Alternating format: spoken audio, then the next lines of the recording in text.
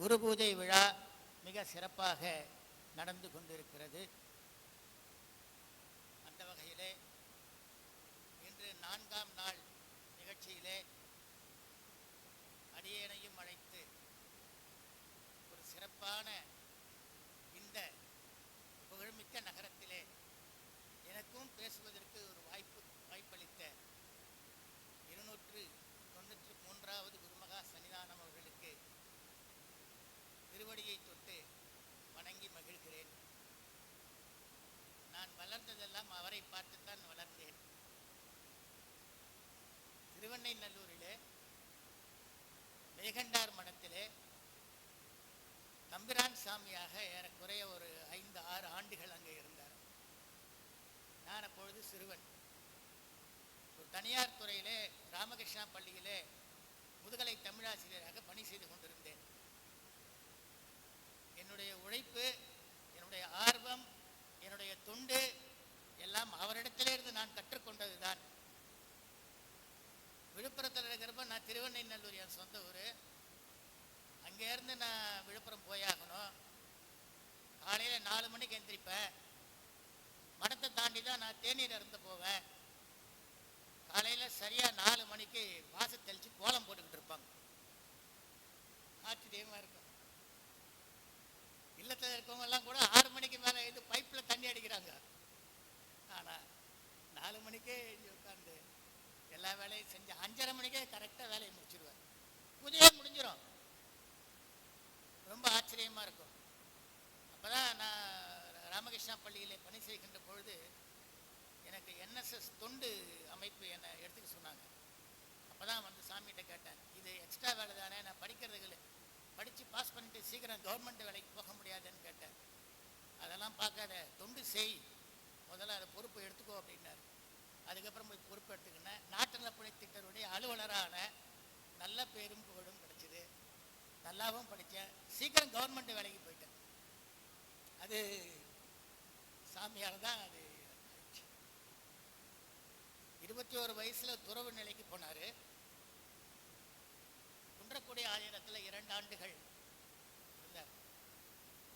21வது வயசுலே தீட்சை வாங்கிட்டார். தெய்வ சிகாமணி தேசிக பரமாச்சாரியா சுவாமிகளிடத்தில் தீட்சை வாங்கினார். அவங்களாம் எப்படி கட்டுப்பாடான ஒரு துறவிகள்ங்கிறது உங்களுக்கு தெரியும். அவரிடத்திலே துறவு வாங்கினவர்கள் எல்லாம் மிகச்சிறந்த பேறு பெற்றவர்கள், பேச்சாளர்கள், தொண்டாளர்கள். அந்த மாதிரி அவர்கிட்ட ஆளானவங்க அவங்க. அதுக்கப்புறம் தர்மயாதீனம் 26வது குருமகா சன்னிதானம் ஸ்ரீலஸ்ரீ ஷண்முக தேசிய ஞான சம்பந்தர் பரமாச்சாரிய சுவாமிகள் இடத்துல 5 ஆண்டுகள் அந்த மடத்தில் இருந்திருக்கார். அவங்கெல்லாம் அதாவது ஒரு வார்த்தை சொன்னால் அதுக்கு பல அர்த்தம் சொல்கிறவங்க. அவங்க பெரிய ஞானி. அவங்கெல்லாம் விருதாச்சலத்தில் தேவாரம் கற்றுக்கிட்டாங்க. அவங்க அவர் முன்னால் தேவாரம்லாம் பாட முடியாது. நான்லாம் நேரடியாக போய் பார்த்துருக்கேன் அவர்கிட்ட. ஒரு பாட்டு பாடினாக்கா அதுக்கு இன்னொரு விளக்கம் சொல்லுவார். இப்படியும் பாடலாமே இந்த பாட்டு அப்படின்னுவார். சைவ சித்தாந்தம் படிச்சுக்கிட்டு அவர்கிட்ட போய் நின்றுனாங்க 12ஆம் சூத்திரத்துக்கு விளக்கம் சொல்லு அப்படின்னுவார். மிரண்டுடுவோம் நாங்கள். அப்படியே சொன்னோம்னா அது உங்களுக்கு எங்களுக்கு சொல்லு, நாங்கள் துறவிக்கு தகுந்த மாதிரி விளக்கம் சொல்லியா, நீங்கள் லௌகீக வாழ்க்கையில் இருக்கவங்களுக்கு நீங்கள் எப்படி வேணும் சொல்லிக்கலாம்ல, எங்களுக்கு சொல்லியா அப்படின்வார். அதனாலே அவர்கிட்ட போகிறப்ப 12 சூத்திரத்தையும் படிச்சுக்கிட்டு போகணும். அந்த மாதிரி அவரிடத்துல சுவாமிஜி தம்பிரான் சாமிகளாக இருந்தார். அப்பொழுதுதான் வேலாயுத முதலியார்கிட்ட தேவாரம் கற்றுக்கிட்டார். வேலாயுத முதலியார் தேவாரம் கற்றுக்கிட்டார். திருத்தணி சாமிநாதன், அதுக்கப்புறம் தர்மபுரம் சாமிநாதன் சாமி, இவங்கெல்லாம் ஒன்றா உட்காந்து தேவாரம் கற்றவர்கள். தருமபுரம் சாமிநாதன் நிறைய பெரிய பாடகராகிட்டார். திருத்தணி சாமிநாதன் பல விருதுகளையும் வாங்கிட்டார். திருவெண்ணைநல்லூர் கும்பாபிஷேகத்துக்கு வந்தார். அவர்கிட்ட பேசினேன். அப்போ விசாரிச்சார். அவங்கெல்லாம் இங்கே இருந்தவங்கெல்லாம் நாங்கள்லாம் ஒன்றா படித்தோம். ஒரு பெரிய பெருமை அதெல்லாம். அங்கேயும் நல்ல சிறந்த பணிதான்.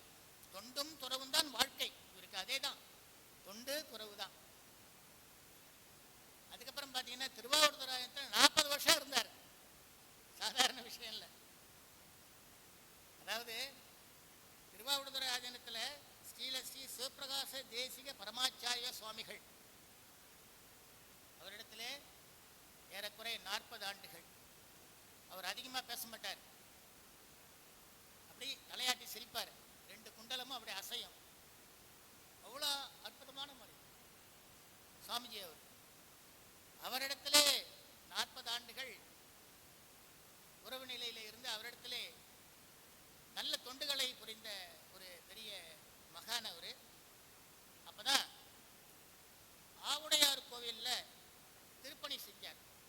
சுவாமிஜியினுடைய தலைமையிலே திருப்பணி செஞ்சு கும்பாபிஷேகம் பண்ணாங்க. சுவாமிக்கு பேரே கும்பாபிஷேகம் சுவாமிஜி தான் பேரு.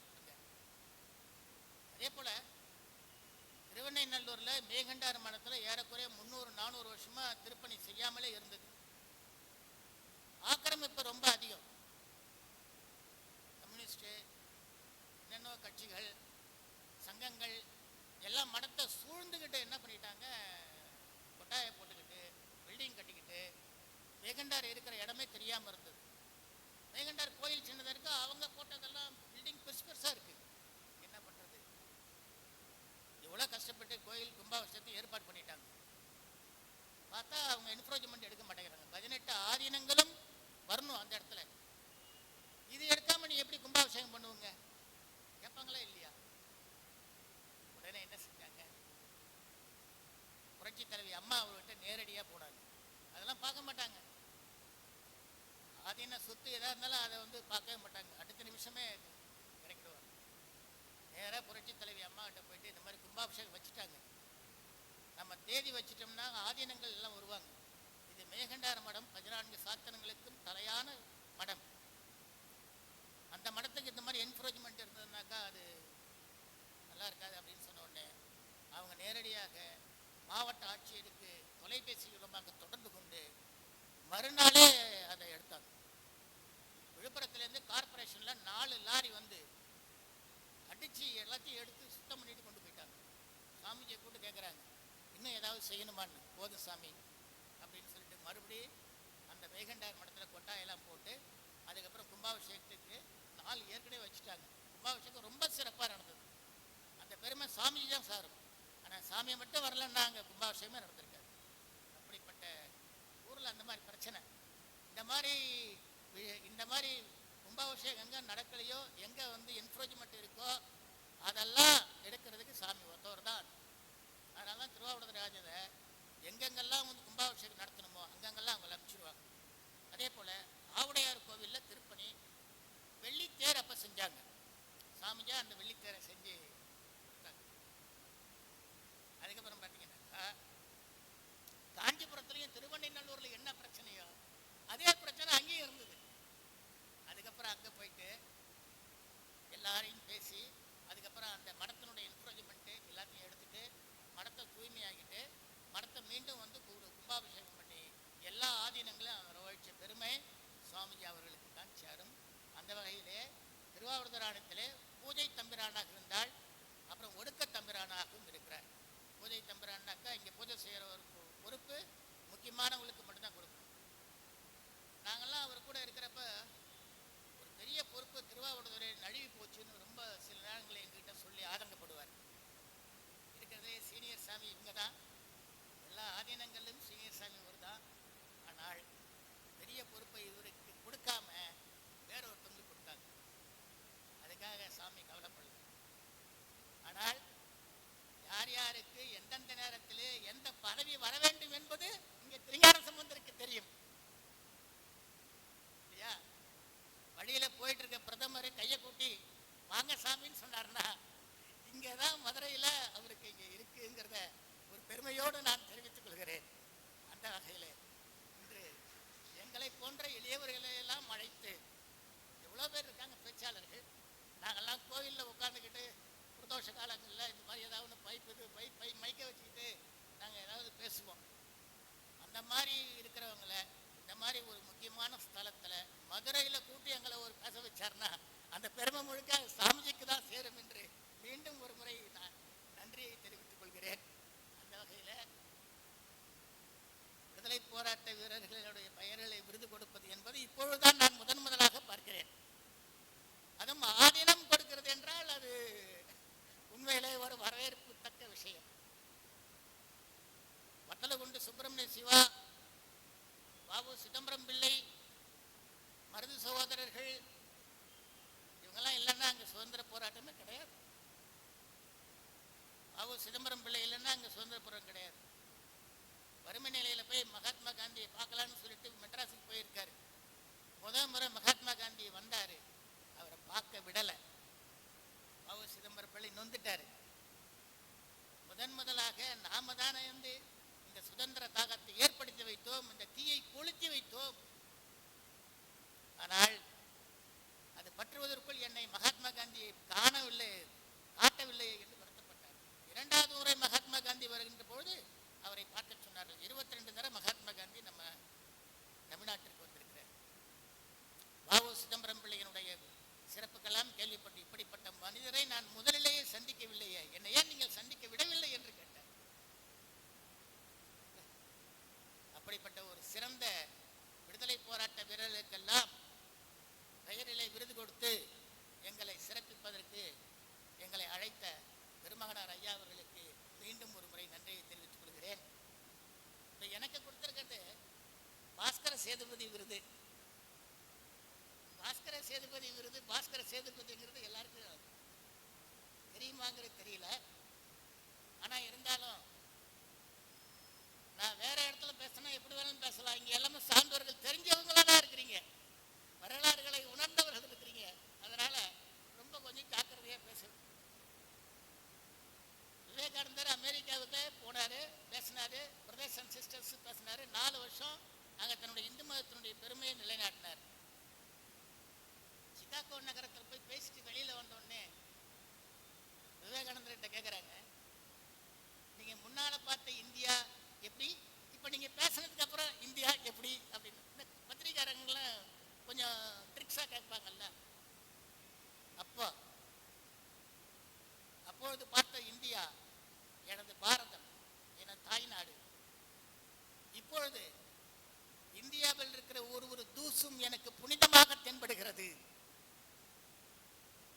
அப்படின்னாராம். பத்திரிகைக்காரங்க அசந்துட்டாங்களாம். இது பேப்பர்ல மறுநாள் போகுது.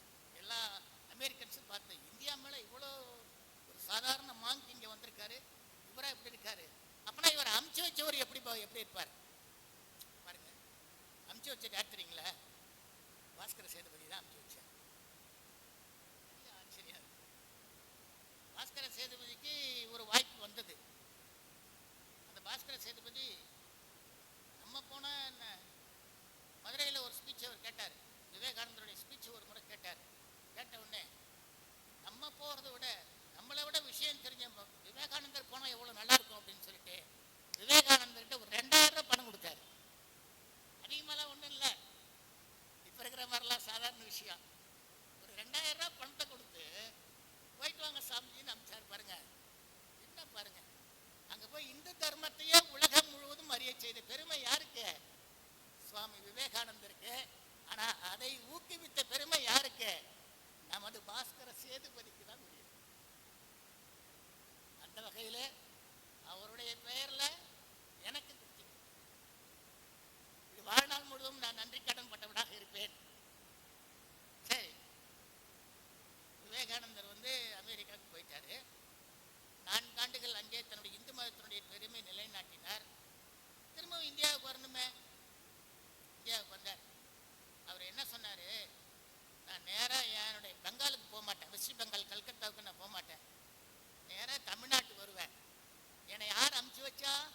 பாஸ்கர சேதுபதி தான் அமுச்சு வச்சா.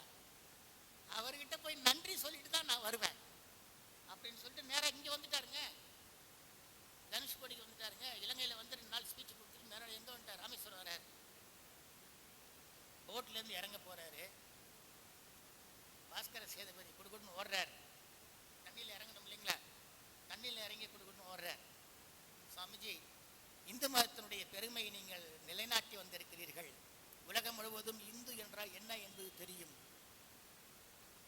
உங்களுடைய பாதங்கள் தரையில் படக்கூடாது, என் தலையில் வையுங்கள்னு சொன்னார். எந்த மன்னர் இது சொல்லுவாங்க?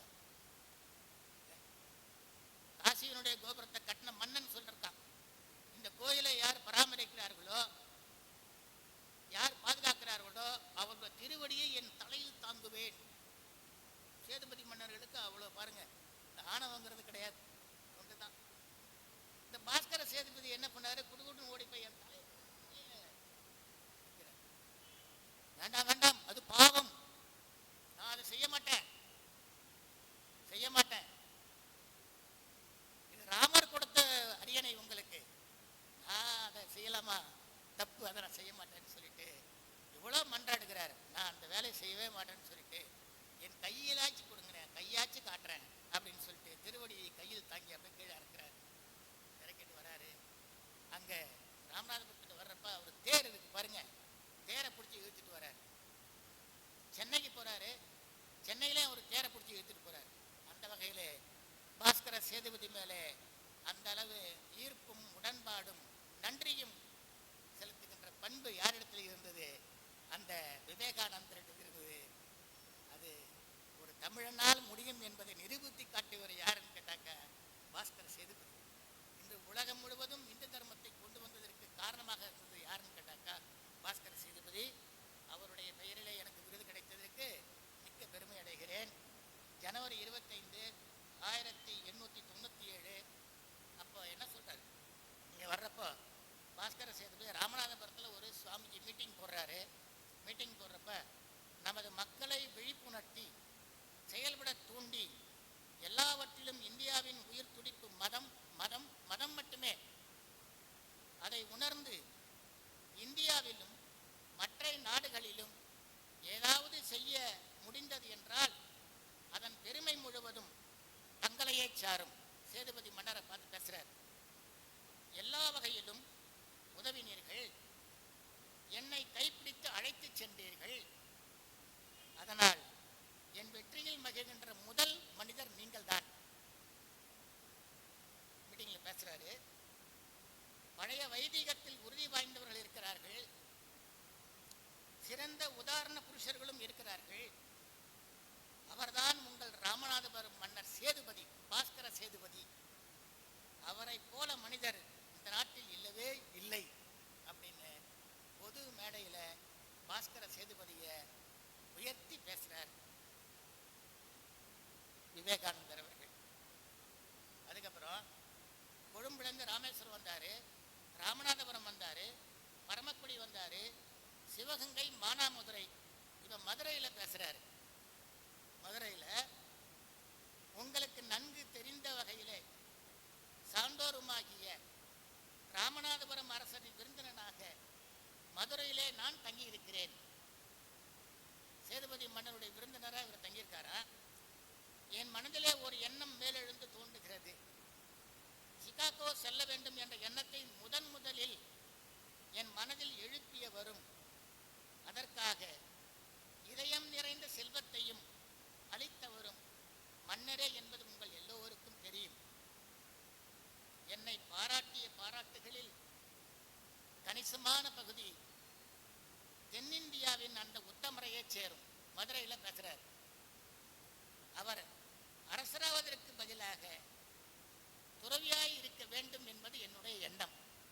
ஒரு அரசரா இருக்க வேண்டாமா, துறவியா இருந்தா என்னை போல உலகம் முழுவதும் போய் இந்து தர்மத்தை நிலைநாட்டலாமா அப்படி. அவர் அதற்கு முற்றிலும் தகுதியானவர் அப்படின்னு பேசி முடிக்கிறாரு. அந்த வகையிலே ராமகிருஷ்ணனுடைய வழி தோன்றலாக, அன்னை சாரதாதேவியினுடைய வழி தோன்றலாக விவேகானந்தரை அமெரிக்காவிற்கு அனுப்பி வைத்து இந்து தர்மத்தினுடைய புகழை வெளி உலகிற்கு தெரியப்படுத்திய பாஸ்கர சேதுபதியினுடைய புகழ் மேலும் மேலும் ஓங்க வேண்டும். எனக்கு ஒரு வாய்ப்பளித்தமைக்கு நன்றியை தெரிவித்துக் கொண்டு இப்பொழுது நாம் எனக்கு என்ன டாபிக் கொடுத்துருக்காங்கன்னாக்கா, முழுதும் உணர்ந்த முத்தமிழ்நூல் எல்லாம் முழுதும் உணர்ந்த பிள்ளையார் அவர்கள் அப்படின்னு சொல்லிட்டு தலைப்பு கொடுத்துருக்காங்க. திருஞான சம்பந்தரை பற்றி பேசணும். இப்போ நான் திருஞான சம்பந்தர் உபநயனம் பண்ண வந்திருக்காங்க. இந்த இவங்கெல்லாம் வந்திருக்காங்க பாருங்க, சாஸ்திரிகள்லாம் வந்திருக்க உபநயனம் பண்ண வந்திருக்காங்க. அவங்களுக்கே என்ன பண்றாருன்னு கேட்டாக்கா, வேதத்தினுடைய பொருளை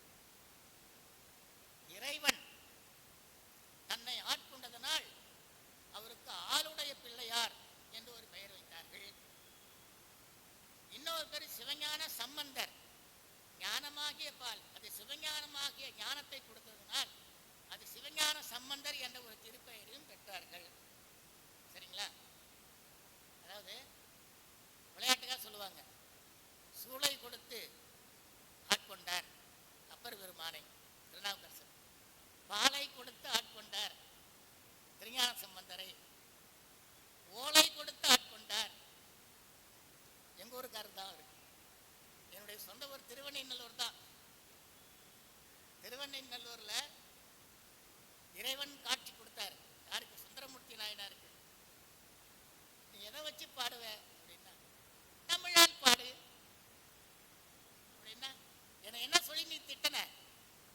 நான் கல்யாணத்தை தடுத்தன. அப்ப ஓலை எப்படி கிழிச்சல்ல? அப்ப என்ன சொன்ன? பித்தன் தான் சொன்ன. அதையே சொல்லாக வைத்து பாடேன் இல்லைங்களா? பித்தா பிரசூடி பெருமானே அப்படின்னு. அப்ப ஓலை கொடுத்து ஆட்கொண்டார் சுந்தரரை. குருந்த மரத்தினடியிலே காலை கொடுத்து ஆட்கொண்டார் மாணிக்க வாசகர். அப்போ பாலை, சூளை, ஓலை, காலை, அப்ப 4 வகையிலேயுமே 4 பேர் ஆட்கொண்டார்.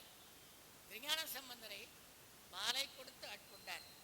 அந்த வகையிலே நம்பியாண்டார் நம்பி பாலை நிலத்தை நெய்தல் நிலமாக பாடி மாற்றியவர் திருஞான சம்பந்தர் அப்படின்னு பாடுறார். பாருங்க, ஏவல் செய்த புலையன் ஒருத்தன் இருக்கான். யாரவன் தாழ்த்தப்பட்டவன். அவனை அந்தணனா மாத்திட்டார். அவனை அந்தணனாக மாற்றிய பெருமை யாருக்கு உரியது? திருஞான சம்பந்தருக்கு உரியது. பாரதியார் பாடிட்டே இருந்தாரு. ஒரு தாழ்த்தப்பட்ட மனிதனை கூப்பிட்டாரு. அந்த பையனுக்கு பூணூல் போட்டார். தாழ்த்தப்பட்ட மனிதனை கூப்பிட்டு பூணூல் போட்டு என்ன பண்ணிட்டாருன்னு கேட்டாக்கா, அவனுக்கு வேதம் சொல்லி கொடுத்து அவனை காயத்ரி மந்திரம் சொல்லி கொடுத்து அவனை மாத்திட்டார். ஆகவே அப்பொழுதே என்ன இருந்திருக்குன்னு கேட்டாக்கா, ஜாதி சமய வேறுபாடு இருக்கக்கூடாதுங்கிறத முதல்ல காமிச்சவர் யாருன்னு கேட்டாக்கா இந்த திருஞான சம்பந்தர் தான். சரிங்களா? திருக்கலித்திருப்படியாரில் திருஞான சம்பந்தர் ஞானப்பால் உண்டார். மதுரையில் இருக்கிற பாண்டிமாதேவி இருக்காங்களா, அந்த மதுரையில் இருக்கிற பாண்டிமாதேவிக்கு ஞானப்பால் ஊறுவதை போல தனக்கு பால் ஊறியதாம். திருஞானத்தை திருக்கலித்திருப்படியாரில் சொல்றார், ஞானப்பால் அங்கு உண்டார், பாண்டிமாதேவிக்கு இங்கே பால் ஊறியது அப்படின்னு சொல்றார். ஆக ஒரு காலத்துல இங்கே மதுரைக்கு வரப்போறாரு. என்ன பண்ண போறாரு? பிற சமயத்தவரை பாதில் வெல்ல போகிறார் என்பது அப்பொழுதே திருக்கலித்திருப்படியார் அங்க சொல்லி வச்சிருக்காரு. சரிங்களா? சரிங்களா? திருஞான சம்பந்தர் திருநாவுக்கரசர் ரொம்ப தூரத்துல பாக்குறாரு. பார்த்த உடனே அப்படியே விட்டார். திருநாவுக்கரசர் வராரு கேள்விப்படுறாரு, முழுமையா பார்க்கல. ஆனா அங்க பார்த்த உடனே டப்புன்னு கீழே விழுந்துட்டார். அப்போ செம்மலர் நோன்தால் சேரல் ஒட்ட அம்மலம் கழியி அன்பருடு மறியி மாலார நேயமும் மலிந்தவர் வேடமும் ஆலயம் தானும் அரண் என தொழுமே என்ற 12வது சூத்திரம் மேகண்டாருடைய சூத்திரம் இதுக்கு பொருந்தது. அப்போ திருநீர் யார் வச்சிருந்தாலும், சிவவேடம் தாங்கி யார் வந்தாலும் அவரை வணங்க வேண்டும் என்பது திருஞான சம்பந்தர் நமக்கு போதிக்கின்ற ஒரு விஷயம். சாமி வேடிக்கையா சொல்லுவாங்க. மற்ற மாத்துக்காரங்க போனாக்கா ஒரு ஃபாதர் போனா வணக்கம் சொல்றான், ஒரு கிறிஸ்துவர் போனாக்கா ஒரு பாய் போனா வணக்கம் சொல்றான், நம்ம போனாக்கா நம்மளை பூச்சாண்டின்னு சொல்றான். அப்படிலாம் சொல்லி கொடுக்குறாங்க. அப்போ வடிவத்திற்கும் தோற்றத்திற்கும் வணக்கம் சொல்லுங்கன்னு சொல்லிட்டு முதலாக சொன்னது யாருன்னு கேட்டாக்கா திருஞான சம்பந்தர் என்பதில் அதிகமாக தேவார பண்களையும் பாடியிருக்கிறார். தமிழுக்கு செய்த அளப்புரை தொண்டு அவரை விட வேற யாருமே நமக்கு செய்யல. அப்படி அப்போ திருவாரூருக்கு போறாங்க. திருநாவுக்கரசரும் திருஞான சம்பந்தரும் திருவாய்மூர் போறாங்க. அப்ப இறைவனுடைய காட்சி யாருக்கு கிடைக்குதுன்னா திருஞான சம்பந்தருக்கு கிடைக்குது. யாருக்கு கிடைக்கல? அப்பருக்கு கிடைக்கல. அங்க ஞானப்பால் உண்ணுகின்ற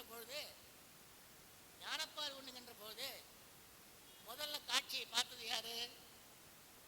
ஞானசம்பந்தர் பார்க்கிறாரு. அப்பாவுக்கு தெரியல. அங்க அப்பாவுக்கு தெரியல, இங்க அப்பருக்கு தெரியல. பாருங்க, யாரு குரு? திருநாவுக்கரசர் குருவா, திருஞான சம்பந்தர் குருவா? இல்ல, குரு காட்டினாதானே இறைவனை நாம பார்க்க முடியும். அப்ப குரு காட்ட, திருஞான சம்பந்தர் காட்ட, திருநாவுக்கரசர் இறைவனுடைய காட்சி கிட்டது. அப்போ அப்பர் மூத்தவராக இருந்தாலும், திருநாவுக்கரசர் மூத்தவராக இருந்தாலும், பார்த்தாலும் குருவினுடைய மேன்மை கருதி அவருடைய திருமுறை முதல் 3 திருமுறையாக வைக்கப்பட்டது. வயசு அவருக்கு 82, இவருக்கு 18, 2 பேருக்கு 56 வயசு வித்தியாசம், 60 வயசுக்கு மேல வித்தியாசம். இவர் 56 வயசுல தான் சைவத்துக்கு வந்தாரு இல்லைங்களா? ஆக வயது வித்தியாசம் அல்ல. குருவை யார் காட்டுகிறார்களோ அவர்தான், இறைவனை யார் காட்டுகிறார்களோ அவர்தான் குரு என்ற வகையிலே திருஞான சம்பந்தரை முதற்கண் வைத்தார்கள்.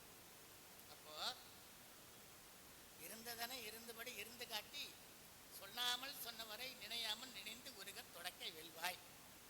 தட்சிணாமூர்த்தி ஆட்டு வித்தால் ஆறு ஒருவர் ஆடாதாரே, அடக்கு வித்தால் ஆறு ஒருவர் அடங்காதாரே, ஓட்டு வித்தால் ஆறு ஒருவர் ஓடாதாரே, உருகு வித்தால் ஆறு ஒருவர் உருகாதாரே, பாட்டு வித்தால் ஆறு ஒருவர் பாடாதாரே, பணி வித்தால் ஆறு ஒருவர் பணியாதாரே, காட்டு வித்தால் ஆறு ஒருவர் காணாதாரே, காண்பார் ஆர். பார்க்கிறவங்க யாரு? கண்ணுதலால் காட்டாக்காலே. ஒருவன் காட்டினாதான் இன்னொருவன் பார்க்க முடியும். திருஞான சம்பந்தர் காட்ட அப்பர் பார்க்கிறார். ஆகவே குரு ஸ்தானத்துல நம்ம திருஞான சம்பந்தர் இருக்கிறார். சரிங்களா? இந்த பாடல் கூட ஏதோ சினிமா பாட்டுல கூட ஏதோ கேட்ட மாதிரி இருக்கு. எங்கேயோ ஞாபகம் இருக்கு உங்களுக்கு. ஆட்டு வித்தால் ஆரொருவர் ஆடாதாரே கண்ணா. எல்லாம் தேவாரத்துல தான் எடுத்திருக்கிறாங்க, எல்லாம் இங்க இருந்தா எடுத்திருக்கிறார். ஆக இறைவன் காட்டும் உபகாரம், திருஞான சம்பந்தர் காட்டும் உபகாரம் அப்படின்னு சொல்லுவாங்க. கல்வெட்டுல இவருக்கு பேர் என்ன தெரியுங்களா? கல்வெட்டுல ஆணை நமதென்ற பெருமாள். கல்வெட்டுல இவருக்கு பேரு ஆணை நமதென்ற பெருமாள். சார் எல்லாருமே வினையோட தான் பிறக்கிறாங்க. 4 பேர்ல 3 வினையோட தான் பிறக்கிறாங்க. இவருக்கு மட்டும்தான் வினை கிடையாது. சரிங்களா? இறைவனே இவருடைய பிறப்பை நிர்ணயிச்சிட்டார். வேத நெறி தழைத்தோங்க மிகு சைவத்துறை விளங்க பூத பரம்பரை பொழிய புனித வாய் மலர்ந்து அழுகிறாரு. அழுதாதான் யாரு? ஈசன் வருவார். அழுது அடியடைந்த பெருமாள் மாணிக்க வாசகர் இல்லைங்களா?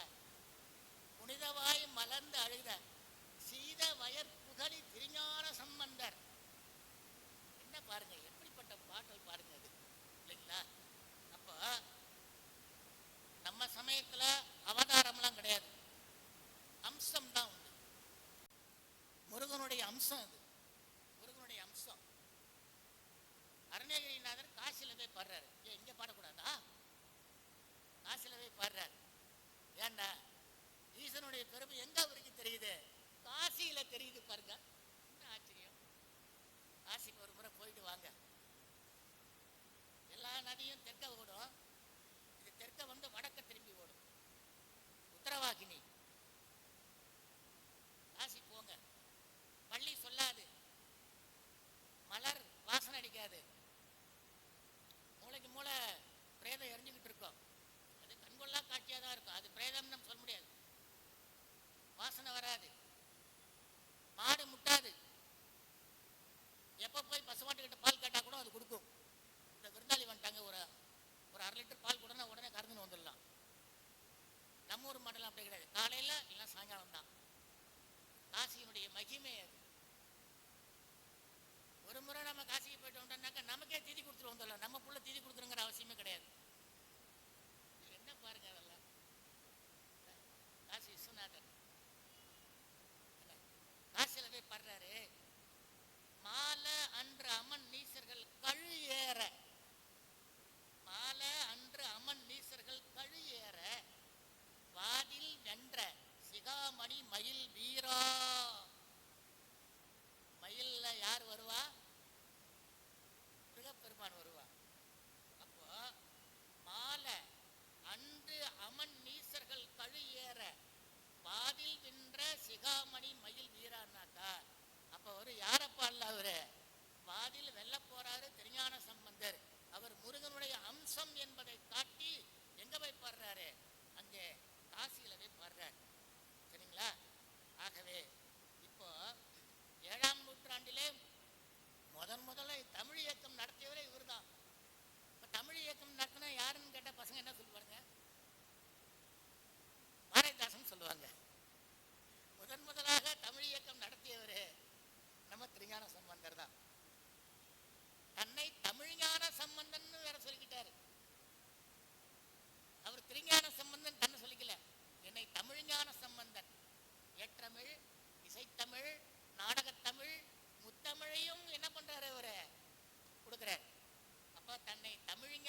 சம்பந்தன் இல்லைங்களா? தமிழாகரன், தமிழாகரன், ஆகரன்னா உடம்பு, தமிழ்னா தமிழையே உடம்பாக உள்ளவன் எவனோ அவன் தான் தமிழாகரன். நம்ம கிட்ட இப்போ ஒரு பத்திரிகை நடத்துறாங்க சாமிஜி, அது முற்றிலும் இலவசம். எல்லா மடத்துலையும் காசு கொடுத்தாதான் இது கொடுப்பாங்க, இதழ் கொடுப்பாங்க. நம்ம சாமிஜி மட்டும் வரப்போறவங்களுக்கெல்லாம் புத்தகம் கொடுக்குறாரு. தாம்பூலத்தில் புத்தகம் போட்டது நீங்க யாரா பார்த்துருக்கீங்களா? உங்களுக்கு நாளைக்கு தாம்பூலம் கொடுப்பாரு பாருங்க, அதுல ஒரு தமிழாகரன் புக்கு இருக்கும் பாருங்க. அதுக்கு பேரு ஞானக்கொடைன்னு பேரு. புத்தகம் யாருக்கு யார் வாங்கி கொடுக்குறாங்களோ அது ஞானக்கொடைன்னு பேரு. அது தாம்பூலத்துல புத்தகம் போட்டு கொடுக்குற மடம் மதுரை ஆதீனம் தான். அந்த ஒரு பெருமை. நாளும் இன்னிசையால் தமிழ் பரப்பும் ஞான சம்பந்தன் யாருங்க? சுந்தரமூர்த்தி நாயனர். கைலாயத்திலேருந்து வந்தவர். எங்க ஊர் திருவண்ணைநல்லூர். ஆளாள சுந்தரன் அவருக்கு பேரு. தேவர்களை காப்பதற்காக தன்னுடைய நெஞ்சு பாருங்க, அதை இவர் தான் போய் எடுத்துட்டு வந்தார். கண்ணாடியில பாக்குறாரு சிவபெருமான். கண்ணாடியில பாக்குறப்ப தனக்கே ஆச்சரியம் தாங்கள, அவ்வளோ அழகா இருக்காரு, ஹேண்ட்ஸமா இருக்காரு. சுந்தரா வாடா வெளியில அப்படின்றாரு. பார்த்தா ஒரு ஆள் வராரு. அவர் தான் சுந்தரமூர்த்தி நாயனார். அவர் தான் அணைக்க தொண்டரா இருக்காரு. அப்புறம் நிறைய கதை நிறைய இருக்கு. பறவையார், செங்கல்லாச்சார் இருக்காங்க. அவர் சுந்தரமூர்த்தி நாயனார் அவரே கடவுள் தான். அந்த கடவுள் எங்க ஊர் தெருவில் நடந்தது. எங்க ஊர் தெருவில் நடந்து வந்தார். அதுதான் எங்க ஊருக்கு ஒரு பெரிய பெருமை. மோட்டெருமை வாவி புக முட்டுவரால் கன்றென்று வீட்டளவும் பால் சொரியுமே, நாட்டில் அடையான் நெடுங்கதவும் அஞ்சேல் என்ற சொல்லும் உடையான் சடையப்பனூர். எங்க ஊர் அப்படிப்பட்ட ஊர். எப்போ வள்ளல்கிட்ட எது கேட்டாலும் கொடுப்பார், இல்லைன்னு சொல்ல மாட்டார். அப்படிப்பட்ட மிகச்சிறந்த ஊர்ல சுவாமிஜி மேகண்டார் மடத்துல பணி செய்து அந்த கோயிலை புனருத்தாரணம் பண்ண பெருமை இன்னைக்கும் சாமிஜி தான். நாங்கள் சொல்லிக்கிட்டு எங்க ஒரு 10 பேருக்கு அங்க தேவாரம் கற்றுக் கொடுத்துட்டாருங்க. எங்களை போல ஆட்கள் எல்லாம் வளர்த்து விட்டாருங்க. அந்த வகையில சாமிஜிக்கு மீண்டும் மீண்டும் நான் வணக்கம் சொல்றேன். அந்த வகையில நாளும் இன்னிசையால் தமிழ் பரப்பும் ஞான சம்பந்தன். இந்த பால் ஊட்டியது சிறுகாழியில.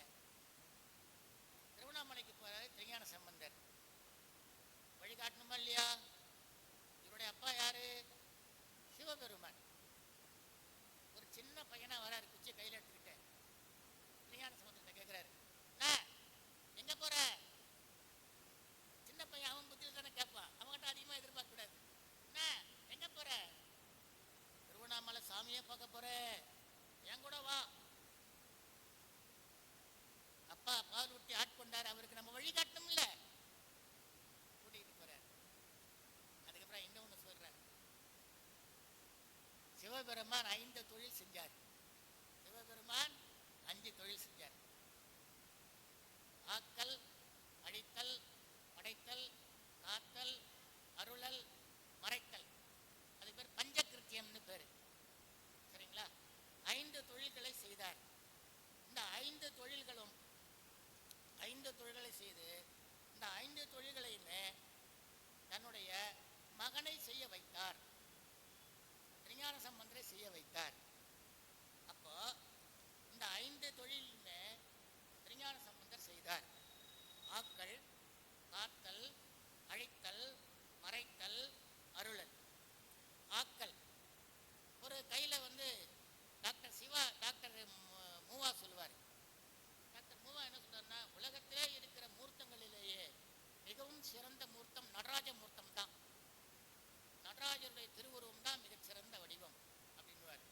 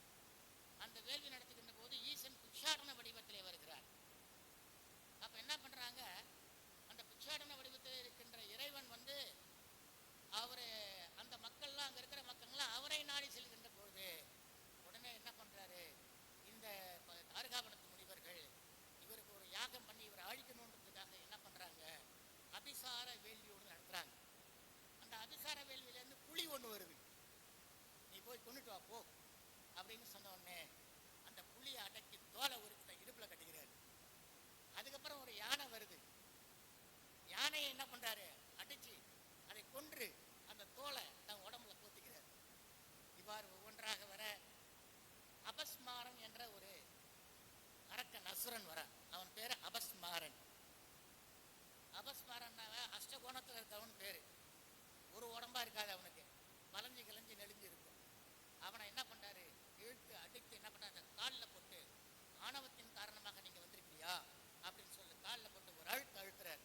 அவன் என்ன பண்றான், அதையும் மீறிக்கின்னு அப்படி எட்டி பார்க்கான், என்னை விட்டுருங்கோ, ஆணவம் போகட்டும் போகட்டும்னு நினைச்சு பார்ப்பான். இதுதான் அந்த தத்துவம். ஆணவத்தை என்ன செய்யணும், அடக்கி வைக்கணும். நான் தான்ங்கிற எண்ணம் வந்து போச்சுனாக்கா அவன் ஒண்ணுமே செய்ய, கோபங்கிறது வரக்கூடாது. அங்காரமான கொடிய கொடிய வேகம் வாழ்த்த ஆணவத்தினும் வலிதுகான் நடுவரிய ஒட்டாது ஹரிகர பிரம்மாதியர் தம்மோடு சமானம் என்னும் ஈங்கார் என எனக்கு நிகர் என பிரதாபிக்கும். கோபமோ ஆணவமோ சிவன் பிரம்மா திருமால் மூவரை விட நான் தான் சிறப்பானவன் சொல்லுமா தாய்மானவர் சொல்றாரு. அப்ப கோபப்படக்கூடாது, ஆணவப்படக்கூடாது. சரிங்களா? ஆணவம் கண்மம் மாயை, இது பசு, இது இது வந்து உயிர்கள். அப்போ இது மூணுத்தையும் விட்டுட்டு என்ன பண்ணணும், நம்ம என்ன பண்ணோம், இந்த ஆத்மாங்கிற தாள்காட்டி விரல் என்ன பண்ணணும், இறைவனை தியானிக்க வேண்டும். இதுக்கு பேர் சின்முத்திரைன்னு பேரு. சரிங்களா? அப்ப ஆணவம் அழிய வேண்டுமானால் அங்க இருக்கக்கூடாது மனிதனிடத்திலே அப்படின்னு காட்டுறதா யாருடைய வேலை, அந்த ஊன்றிய திருவடியினுடைய வேலையாக இருக்கிறது. அருளல் குருவருளும் திருவருளும் இருக்க வேண்டும் என்பதை காட்டுவதற்காக ஐந்தொழில் நிகழ்த்துகிறார். இந்த ஐந்தொழில்ல ஒரு சாம்பிள் பாட்டு ஒன்று பார்த்துட்டு அப்படியே போயிடும். என்னுடைய இதை முடிச்சுக்கிறேன். சரிங்களா? சரி சாமிஜி, அதாவது திருஞான சம்பந்தர் பாலுண்ட கையோட என்ன பண்றாரு, திருநனிப்பள்ளிங்கிற அம்மா ஊருக்கு போறாரு. அம்மா ஊருக்கு போறாரு. அதுக்கப்புறம் பாக்குறாங்க சீர்காழியில் இருக்கிற திரு எருக்கத்தம்புலியூர்ல இருந்து மதங்க சூளாமணியார், திருநீலகண்ட யாழ்ப்பாணர், இதெல்லாம் கொஞ்சம் முக்கியமா சொல்லி ஆகணும்ல. இவங்க வந்து நான் யாழ் வாசிக்கிறேன் அப்படின்னு சொல்றாங்க. அப்ப என்ன சொல்றாரு, நான் பாடும் பாடலுக்கு நீங்கள் யாழ் வாசிக்கிறீர்கள் இல்லையா, அப்ப வாங்க கோயிலுக்கு போவோம். நிறைய விஷயம் இருக்கு, முக்கியமானதை பற்றி சொல்றேன். கோயிலுக்கு போவோம் வாங்க. கோயிலுக்கு கூட்டு போறாரு. அவங்க கோயிலுக்குள்ள வரமாட்டேங்கிறாங்க. ஏன்? அவங்க பாணர் வகுப்பை சார்ந்தவங்க. நான் கோயிலுக்கெல்லாம் வரக்கூடாதுங்க, சமூக நீதி எங்களை என்ன பண்ணுது தடை பண்ணி வச்சிருக்குங்க அப்படின்னு சொன்ன உடனே வாங்க நம் இறைவனுக்கு பாடுங்க. உள்ள கூட்டும் போயிட்டாரு. முத சாதி மறுப்பாளர் யாருங்க? 7ஆம் நூற்றாண்டு முத சாதி மறுப்பாளர் திருஞான சம்பந்தர் தான். அதுக்கப்புறம் பின்னால இவ்வளவு பேர் வராங்க. நாராயணகுரு வந்தாரு, ராமலிங்க அடிகள் வந்தாங்க. சாதி பார்த்தா சோதி கிடையாது, போ நீ ஜாதி பார்த்துன்னு வரியா, உனக்கு ஜோதியே தெரியாது, போ வெளியே போ. வைகுண்ட ஐயா, வைகுண்டர் ஐயா திருநெல்வேலி பக்கம், இன்னைக்கே அவருக்கு புகழ் நல்ல ஒரு சிறப்பான புகழ் கிடைக்கும். வைகுண்ட ஐயா, ஏன்னா சாமி திருநெல்வேலியா இருக்கிறதால அவங்க சொல்றாங்க வைகுண்ட ஐயா. இல்ல இப்ப சாதி மறுப்பாளர்கள் பின்னால் தான் வராங்க இல்லைங்களா? ஆக அப்புறம் அங்க கூட்டு போயிட்டு என்ன பண்றாங்கன்னு கேட்டாக்கா, அங்க சீர்காழியில இவரை பாட வைக்கிறார். இவர் பாட இசை அமைக்கிறாங்க. எங்க கோயிலுக்குள்ள போயிட்டாங்க, கூட்டு போயிட்டாங்க. இனிமேல் நான் எங்கெங்கெல்லாம் செல்கிறேனோ அங்கெங்கெல்லாம் நீங்கள் வந்து என்ன செய்ய வேண்டும், யாழ் இசைக்க வேண்டும். அதாவது திருநீலகண்ட யாழ்ப்பாணரும் மதங்க சூளாமணியாரும் யாழ் வாசிச்சுட்டே போறாங்க. திருநீலகண்ட குயவனார்னு ஒருத்தர் இருக்காரு, 2 பேர்ல ஒருத்தர் இருக்காங்க. இவங்க யாழ் வாசிக்கிறவங்க. சரிங்களா? அதுக்கப்புறம் இப்படி போயிட்டு இருக்காரு. அவருக்கு ஒரு 7 வயசு. திருமருகள் என்ற ஊருக்கு போறாங்க. திருமருகள், அங்க திருமருகள் ஊருக்கு போனா அந்த கோயில்ல ஒரு பக்கம் சத்திரம் இருக்கு, ஒரு பக்கம் கோயில். ஒருத்தவன் செத்து கிடக்குறான், ஒரு பொண்ணு பக்கத்துல உட்காந்து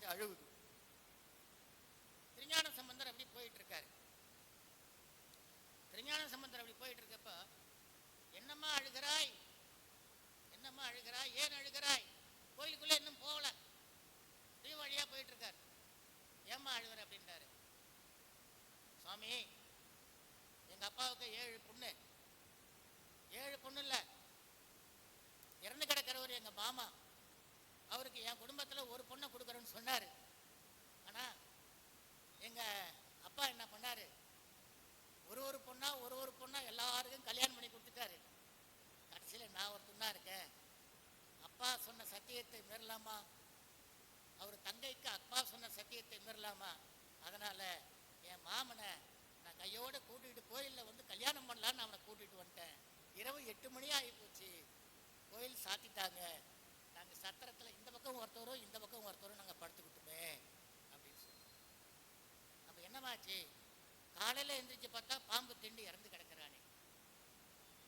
என்ன சாமி பண்ணுவது? அப்படியா? சைவம் என்ன சொல்லுது தெரியுங்களா? பசித்தவனுக்கு சோறு போடு, அழுத கண்ணீரை முதலில் துடைக்க வேண்டும், அதுதான் சைவம். உடனே போறார், உள்ள போறார். உள்ள போய் இறைவன்ட்ட பாடுறார். சடையாய் எனுமால் சரண்ணி எனுமாள், விடையாய் எனுமால் வெறுவா விழுமாள், மடையார் குவளை மலரும் மருகள், உடையாய் தகுமோ இவள் உள் மெலிவே. சடையாயின்னு சொல்றா, பெருமானேன்னு சொல்றா, உடையாயின்னு சொல்றா. மடையார் குவளை மலர்கள்லாம் நல்லா பூத்து குலுங்குது, ஆனால் இந்த பெண்ணினுடைய கண்கள் மட்டும் சுருங்கி இருக்கிறதே. இறைவா, என்ன இது? இவளை அழ வைக்கலாமா? அழக்கூடாது. ஆகவே சிந்தாய் எனுமாள், சிவனே எனுமாள், முந்தாய் எனுமாள், முதல்வா எனுமாள், கொந்தார் குவளை குளவும் மருகள், எந்தாய் தகுமோ இவள் உள் நெளிவே. சிவனேன்னு சொல்றா, முன்னணியே தோன்றியவனே என்று சொல்லுகிறாள், முதல்வனே என்று சொல்லுகிறாள். கோளை மலர்கள்லாம் பூத்து குலுங்குகின்ற மகிழ்ச்சியிலே இவள் மட்டும் வாடி இருப்பது ஏனோ இறைவனே என்று பாடுகிறார். இவ்வாறு பாடுகின்ற போடி 10 பாடல் பாடி சமன்பாட்டு பாடல் முடிந்த பிறகு, திருக்கடை காப்பு முடிந்த பிறகு அவனுடைய விஷமெல்லாம் இறங்குகிறது. மீண்டும் புத்துயிர் பெற்று எழுகிறான். புத்துயிர் பெற்று எழுந்தவுடன் உடனே என்ன பண்றாங்க? அவர்கள் விரும்பியவாறே என்ன செய்யறாங்க? அவர் இருவருக்கும் திருமணம் செய்து வைத்துவிட்டு பிறகு செல்கிறார். அந்த வகையிலே இது ஆக்கல் தொழில். அப்புறம் பார்த்தீங்கன்னாக்கா ஆக்கல் மயிலாப்பூருக்கு வரார். மயிலாப்பூர்ல பூம்பாவாய் பூம்பாவாய் பூம்பாவாய் பூம்பாவாய்னு எல்லா பதிகத்திலையுமே, அந்த 11 பாட்டுலையுமே பூம்பாவைய பாட்டு பாடல் சொல்லி பாடினது அந்த பாட்டு தான். என் குலச்சிறையார பாட்டு வச்சு பாடினாரு. அடுத்து மங்கையர்க்கரசியார பாடினாரு. அந்த பாட்டில் மட்டும்தான் பூம்பாவை பூம்பாவாய் பூம்பாவாய்னு பாடுறாரு. என்ன பாருங்க, ஆச்சரியம் பாருங்க. இந்த திருவொற்றியூர் போறாருங்க. திருவொற்றியூர் போயிட்டு இறைவனை கும்பிட்டு வராருங்க. அங்கேருந்து ஒரு 22 கிலோமீட்டர் இருக்குங்க மயிலாப்பூர். வழிநெடுங்களும் பார்த்தா காவணம் போட்டிருக்காரு. காவணம்னா கொட்டா, கொட்டாவை போட்டு மலர் பரப்பி இருக்கார். இந்த திருஞான சம்பந்தருடைய பாதம் நோகம்ங்கிறதுக்காக பூவை கொட்டி வச்சிருக்காருங்க ரோடு முழுக்க, பாதம் முழுக்க. அவர் பேர் சிவனேச செட்டியார். சிவனேச செட்டியார். அவருக்கு ஏற்கனவே ஒரு பொண்ணு பிறந்தது. அந்த பொண்ணை யாருக்காக வளர்த்து வராரு? திருஞான சம்பந்தர் வருவார் பாருங்க, செட்டியார். இவர் கவுனியர் கோன், இவர் ஐயர் இல்லைங்களா? அவருக்கு நம்ம கொடுத்துடணும்னு சொல்லிட்டு இவர் என்ன நினைச்சிருக்காரு? அந்த பொண்ணை நாளொரு வேடியும் பொழுதொரு வண்ணமாக அவர் வளர்த்து வரார் இல்லையா? இந்த பொண்ணு எதிர்பாராத விதமா பூ பறிக்க போகின்ற பொழுது அரவு திண்டி இறந்து போயிடுறா. சரி, இறந்து போயிட்ட உடனே என்ன பண்ணணும்? அவரை என்ன பண்ணாருங்க, எரிச்சு அந்த சிதையினுடைய நெருப்பு இருக்கு பாருங்க, அந்த சாம்பல், அதை கன்னிமாடத்துல வச்சு தினமும் பூஜை பண்ணிக்கிட்டு இருக்காரு. நம்மெல்லாம் அது மாதிரி செய்ய முடியுமா? சாம்பல் வந்ததுன்னா உடனே என்ன பண்றோம்? வீட்டை விட்டு வெளியில ஏதாவது ஒரு கட்டி வச்சிருப்போம். போனவங்க திரும்பி வந்துடக்கூடாது. என்ன பண்ணுவோம்? அப்படியே எடுத்துட்டு போயிட்டு காசிலையோ எங்க ஆறோ எங்க ஓடுற தண்ணியோ போயிட்டு கரைச்சி வந்துடுறோம். இவர் பாருங்க, எப்ப திருஞான சம்பந்தர் வராரோ அவர்கிட்ட கொடுத்து இந்த பூம்பாவை உயிர்ப்பிக்க வேண்டும் என்று என்ன செய்யறாரு? அப்படியே கன்னிமாடத்தில் வைத்து நாளொரு மேனியும் பொழுதொரு வண்ணமாக பூஜை செய்து கொண்டு வருகிறார். பாருங்க, ஒரு நாள் திருஞான சம்பந்தர் வரார், கோயிலுக்கு போறார். போயிட்டு வந்த உடனே இந்த குடத்தை கொண்டு வந்து இவர் வைக்கிறார். கணேச செட்டியார். செட்டியார் வச்ச உடனே இது என்ன இது? இது போல உங்களுக்காக நான் ஒரு பெண் பிள்ளையை எடுத்து வளர்த்து வந்தேன். அந்த பிள்ளை எதிர்பாராதவங்க அரவு தீண்டி இறந்து விட்டது. அவளை எரித்த சாம்பலை வைத்திருக்கிறேன். அவள் உங்கள் சொத்து, அவள் உங்களுக்கு உரியவள். நீங்கள் அவளை உயிர்ப்பிக்க வேண்டும் அப்படின்னு சொன்ன உடனே என்ன பண்றாரு? பாடல் பாடுகிறார். மட்டிட்ட புண்ணியம் காணல் என்ற ஒரு பாட்டை பாடுறாரு. பூம்பாவையின் பெயரை வைத்தே பாடுறாரு. ஒரு பாட்டுக்கும் அவரை கெஞ்சுறாரு. அம்மா, திருவிழா காலங்களில் அன்பர்கள்லாம் அமுது படைப்பாங்களே உங்க அப்பா, அதை நீ பார்க்க வேணாமா? நீ எஞ்சி வாமா, சாம்பல் எதுல இருக்கு? குடத்துக்குள்ள இருக்கு. இவர் பாடுறார் பாருங்க. ஐப்பசியிலே ஓண விழா நடக்கும். ரிஷிகள் பெருமக்கள்லாம் வந்து அமுது சாப்பிடுவாங்களே, அந்த அழகெல்லாம் நீ 5 வயசுல பார்த்தியே, இப்ப ஏம்மா நீ பார்க்கல? எழுஞ்சி வாமா. பாருங்க, இல்ல பாடல் வந்து எந்த நேரத்துல எந்த இசை போட்டு பாடணுங்கிறது அந்த மரபு அவருக்கு தெரியுங்கிறது பாருங்க. இல்ல கார்த்திகை காலங்களிலே இளம் பெண்கள்லாம் வாசல்ல தீபம் ஏற்றி அந்த தீப ஒளியில எல்லோரும் மகிழ்ச்சியாக கொண்டாடுவார்களே, அந்த காட்சியை நீ மீண்டும் பார்க்க வேணாமா பூம்பாவை? ஏஞ்சி வாமா வாமா அப்படின்றார். பெருமானுக்கு திருவாதிரை நாளிலே செய்கின்ற ஒரு நிகழ்ச்சியெல்லாம் நீ பார்க்க வேண்டாமா? அம்மா ஏஞ்சி வாமா பூம்பாவாய் வாங்க.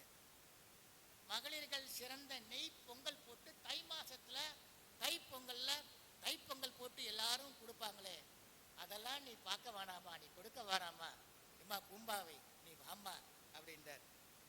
இறைவன் நடன காட்சியை நீ காண வேண்டாமா? நீ பார்க்கணுமே அப்படின்றார். பங்குனி உத்தர ஆரவார நிகழ்ச்சியை நீ காண வேண்டாமா? சித்திரை அஷ்டமியிலே நடைபெறுகின்ற விழாவை நீ காண்பது செல்லாமல் இருப்பது முறையோ?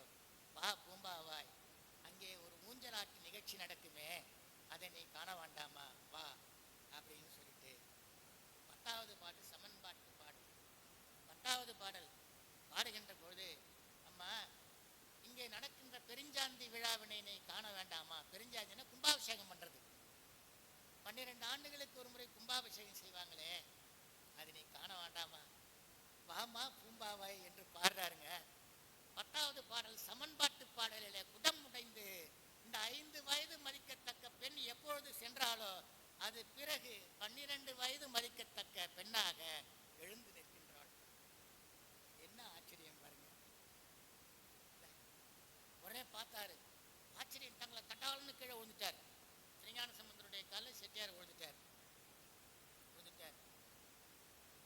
சுவாமி, இவள் உங்கள் சொத்து, ஆக இவளை நீங்களே திருமணம் செய்து கொள்ளுங்கள். முடியுமா? அப்பா, நீ உருவாக்கிய பூம்பாவை இறந்துபட்டாள். நான் இறைவனுடைய திருவருளால், சடைமுடியானுடைய திருவருளால் மீண்டும் உயிர் கொடுத்திருக்கிறேன். ஆகவே நீ இவ்வாறு சொல்வது தகாது அப்படின்னே சொல்லிட்டு என்ன சொல்றாரு? நான் செய்ய மாட்டேன், ஆகவே நீ அழைத்து செல் அப்படின்னு சொன்ன உடனே அந்த பொண்ணு கடைசி வரைக்கும் கல்யாணமே ஆகாத கன்னிமாடத்திலே இருந்து திருஞான சம்பந்தரை நினைத்து கொண்டு வாழ்நாள் உயிர் துறந்தாள் என்பது அங்கே வரலாறு. சரிங்களா? ஆக ஆக்கள் உயிரை கொடுத்துட்டாரு. அங்க யாருக்கு உயிரை கொடுத்தாரு? அந்த அங்க திருமருகல்ல ஒரு உயிர் கொடுத்தாரு. இங்க மயிலாப்பூர்ல 2வது உயிரை கொடுத்தார். இது ஆக்கள். அடுத்து காத்தலுக்கு போகும். சும்மா அப்படியே ஒரு சாம்பிள்.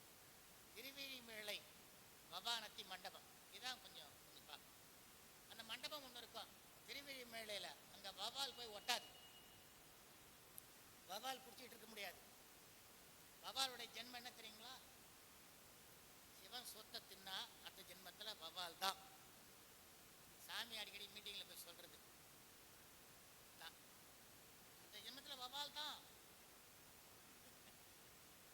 மீட்டிங் கேட்டிருக்கேன் யூடியூப்ல அடிக்கடி.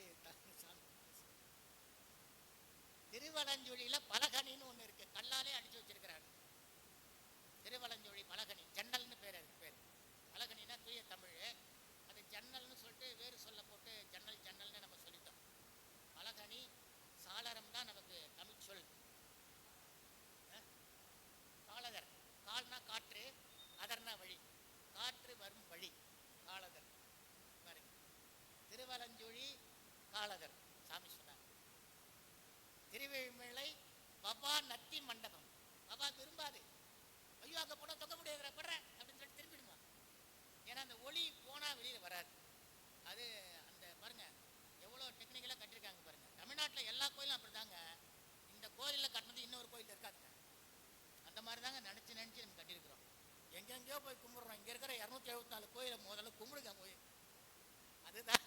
பெரிய பெருமை இல்ல. இதை கும்பிட்டாவே போதும், எல்லாத்துக்குமே இங்க வழி இருக்கு. சரிங்களா? இங்க இருக்கிறவர் மாப்பிளசாமி, திருவேழிமையில இருக்கிறவர் மாப்பிளசாமி. கல்யாணம் ஆகலைன்னா போங்க, கல்வி பேர் இல்ல, புள்ள படிக்கலையா போங்க, நீண்ட ஆயுள் வரணுமா, ஒரு 100 வயசு வாழணுமா போங்க, எனக்கு பார்வை குறைபாடு இருக்கு, டபுள் டபுளா தெரியுது அப்படின்னு அங்க போங்க. ஒரு சாமி 4 வரம். அதான் இந்த கோயிலுடைய ஒரு அற்புதமான ஒரு விஷயம். சரிங்களா? அது சொல்ல வரல. திருவழிமலை வவாரத்தி மண்டபம், ஆவுடையார் கோயில் கொடுங்கை, ஆத்மநாத சாமி கொடுங்கை. கொடுங்கைனா சன்ஷேடுன்னு இருக்கும்ல, வீட்டுக்கு முன்னால் சன்ஷேடு போடுறாங்கல்ல, அந்த சன்ஷேடில் பலகையில் புளியால் அடித்து அடித்து வச்சுருப்பாங்க, உள்ள செதுக்கி வச்சுருப்பாங்க. 32 அதிசயங்கள் நிகழ்ந்த இடம் மாணிக்க வாசகர் கொட்டிய ஆவுடையார் கோவில். சாமி அங்கே வெள்ளித்தேர் செஞ்சாங்க, அங்கே வந்து கும்பாபிஷேகம் பண்ணாங்க. ஒரு பெரிய பெருமையான ஒரு ஊர் அங்கே. சரிங்களா? அது வீழிநாதருடைய திருவுருவமே மாப்பிள சாமி தான். ஏன்னா காத்தியாயிர முனிவர்னு ஒருத்தர் இருந்தார்.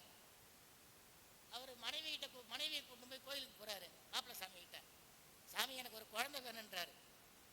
உடனே பார்வதி தேவியா அடுத்த ஆண்டு வந்து பிறக்கிறாங்க. அந்த பொண்ணுக்கு கார்த்தியாயினின்னு பேர் வைக்கிறாங்க. கார்த்தியாயினி, அவர் பேர் கார்த்தியாயினி, இவர் பேர் கார்த்தியாயினி. பார்வதியினுடைய அம்சம். பகவானே, நீ கொடுத்த பொருளை நீயே எடுத்துக்கோ, நீயே இவளை கல்யாணம் பண்ணிக்கோ. யாரு? கார்த்தியாயினி முனிவர் கேட்கிறார். சரியா போச்சு. அங்க பார்வதி தேவி கார்த்தியாயினி என்ற வடிவத்தோடு திருமணம் செய்து கொள்கிறார். சரிங்களா? அதனால அந்த கார்த்தியாயினி முனிவர் கேட்கிறார், சுவாமி, நீங்க திருமண கோலத்திலே நீங்க என்றும் நிற்க வேண்டும். மக்கள் யார் வந்து உங்ககிட்ட என்ன கேட்டாலும் தவறாம நீங்க கொடுக்க வேணும். இதுதான் என்னுடைய வரம், நீங்க அதை கொடுங்க அப்படின்னாரு. அப்படியே ஆகட்டும் சொல்லிட்டார் சாமி. அன்றிலிருந்து அவருக்கு பேரு மாப்பிள்ளை சாமி. அங்க வடிவமே ஒரு வித்தியாசமா இருக்கும். அங்க போனீங்கன்னாக்கா திருவழிமலையில ஒரு அற்புதமான ஒரு வரும்.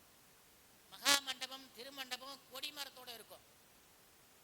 பந்தல் கால் இருக்கு பாருங்க, எப்பவுமே கல்யாணம் பண்ற மாதிரி எங்க பந்த காலோட இருக்கும். திருவழிமலை ஒரு முறை போங்க, எங்கெங்கயோ போறோம், நம்ம நாட்டில் இருக்கிற கோயிலுக்கு முதல்ல போங்க.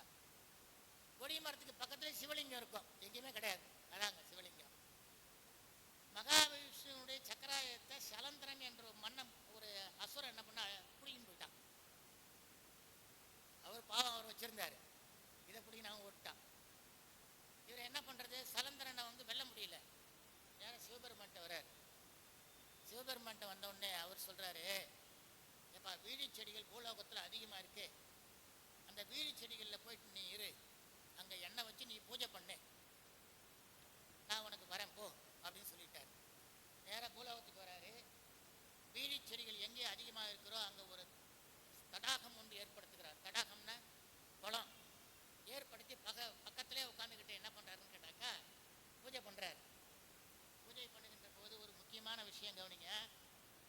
ஒரு நாளைக்கு 1000 மலர்களை கொண்டு பூஜை செய்வார். இப்போ எங்கேயோ கேள்விப்பட்ட மாதிரி இருக்கும் இப்போ இந்த கதை, ஆனா திருவழிமலைன்னு உங்களுக்கு தெரியாது. 1000 மலர்களை கொண்டு பூஜை செய்ய வேண்டும்.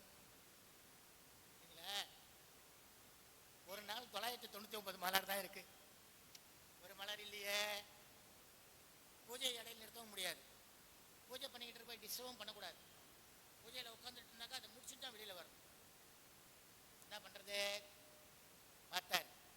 2 கண்ணு இருக்குல்ல, அதுவும் கண் மலர் தானே, ஒரு கண்ணை பிடுங்க. நம்ம கண்ணப்புறம் வழிகாட்டு போயிட்டார்ல இல்லையா, ஒரு கண்ணை பிடுங்கி என்ன செய்தாரு, இறை மேல போட்டார். இதை மலராக ஏற்றுக்கொண்டு எனக்கு அருள் தாருங்கள்னு சொன்னார். உடனே என்ன பண்றாரு, பிரசன்னமானாரு. சலந்தராசுரனை என்ன செஞ்சாரு, வதம் செய்தார். அவனிடத்தில் இருக்கின்ற சக்கராயத்தை கொண்டு வந்து விஷ்ணுவிடத்திலே கொடுத்தார் என்பது அந்த இடத்திலே நிகழ்ந்த வரலாறு. சரிங்களா? ஆகவே அந்த ஒரு அற்புதமான இடத்துல தான் திருவழிமலை 2 பேரும் போறாங்க. யாரு, அப்பறம் திருஞான சம்பந்தரும் போறாங்க. அப்பறம் போனவர் என்ன பண்ற, மேற்கல புறத்திலே இருக்கிற ஒரு மடத்துல தங்கிட்டார். இவர் கிழக்கிலே இருக்கிற ஒரு மடத்துல தங்கிட்டார். பார்த்தா அந்த நேரம் பார்த்து பஞ்சம், மழை வரல. மழை பெய்யணும், வேதம் போதும் வேதியருக்கு ஒரு மழை, 3 மழை பெய்யும். நல்லா கவனிச்சுக்கோங்க, வேதம் போதும் வேதியருக்கு ஒரு மழை, நீதி நெறி தவறாத வேந்தனுக்கு மகளிருக்கு ஒரு மழை, கற்புடைய மகளிருக்கு ஒரு மழை, 3 மழை பெய்யுமா. வானம் மும்மாறி பெய்கிறது, எந்த மழையும் திருவிழி மழை பெய்யல. போச்சு. இவங்க வந்த நேரம் செழிக்கணுமா இல்லையா? 2 பேருடைய கனவுலையும் போறார். திருநாவுக்கரசா, திருஞான சம்பந்தா, நீங்க மேற்கு பக்கத்திலே இருக்கிற பீடத்திலையும் கிழக்கு பக்கத்திலே இருக்கிற பீடத்திலையும் நான் காசு வைக்கிற தங்க காசு, அதை எடுத்து அதை விற்று மக்களுடைய பஞ்சத்தை போக்கிக் கொள்ளுங்கள் அப்படின்னு சொல்றார். சரி, காலையில் ஏஞ்சி பார்க்குறாங்க, 2 மேற்கு பக்கத்தில் அப்பர் பெருமானுக்கு காசு இருக்கு, கிழக்கு பக்கத்தில் திருஞான சம்பந்தருக்கு காசு இருக்கு. காசை எடுத்துக்கிட்டாங்க. காசை எடுத்துக்கிட்டு போய் விற்கிறாங்க. அப்பர் பெருமானுக்கு கொடுத்த காசு என்னாச்சு? அப்பர் பெருமானுக்கு என்னாச்சு? 24 கேரட் போட்ட காசு அருமையா இருக்கு. அதை கொடுத்த உடனே காசை வாங்கிட்டான். நம்ம கடையில் போய் கேட்டால் என்ன சொல்றாங்க? சார், இது 24 கேரட் இல்லை, இதில் கொஞ்சம் செம்பு கலந்துருக்கு. செம்பு கலந்தாதான் செய்ய முடியும், செம்பு கலக்கலாம் செய்ய முடியாது. நீங்கள் அவங்ககிட்ட போய் கொடுத்தீங்கன்னாக்கா கொஞ்சமாச்சும் எடுத்து வச்சுன்னு தான் கொடுப்பாங்க. அது அவங்க சொந்த பொருளாக இருந்தாலும் அப்படிதான். மாமியே கொண்டு வந்து கொடுத்தாலும் மாமா செஞ்சிட மாட்டாரு, அதில் கொஞ்சம் எடுத்து வச்சுக்குவாரு. சரிங்களா? திருநாவுக்கரசருக்கு காசு கொடுத்த உடனே காசு பொருளை கொடுத்துட்டாங்க. 11 மணிக்கே சோறு போட்டாங்க. 11 மணிக்கே சோறு போட்டாங்க. விஞ்ஞான சம்பந்தருக்கு என்ன சின்ன கேட்டாக்கா, காசை கொண்டு போய் கொடுத்தா நான் வாங்க மாட்டேன், பக்கத்து கடைக்கு போ, இன்னொரு கடைக்கு போ, ஏன்னா அதுல மாற்று கம்மியா இருக்கு இல்லையா? அங்க கால தாமதமாகுது. உடனே என்ன செய்யறாங்க? இறைவன்ட்ட மன்றாடுகிறார். அவருக்கு கொடுத்த காசு நல்ல காசாக இருக்கிறது, எனக்கு கொடுத்த காசு வாசி இருக்கிறது. வாசின குறை குறை. ஆகவே பெருமானே, வாசி தீரவே காசு நல்குவீர் அப்படின்னு பாட்டு பாடுறாரு. வாசி தீரவே காசு நல்குவீர், மாசு மியில் மிழலையீர் ஏசல் இல்லையே என்ற ஒரு பாட்டு பாடுறாரு. அவருக்கு காசு கிடைக்குது. ஆனா என்ன சொல்றாரு? பஞ்சகாலம் இருக்கும் வரையும் தான் காசு கொடுப்பேன், பஞ்சம் தீந்து போச்சுன்னா காசை நிறுத்திடுவேன் அப்படின்னாரு. அதே போல மீண்டும் மாசில்லாத காசை கொடுக்கிறார். மாசில்லாத காசு பெற்ற பிறகு மகிழ்கிறார். ஏன்னா அவர் திருத்தொண்டு செய்கிறவரு, இவர் திருத்தொண்டு செய்யல.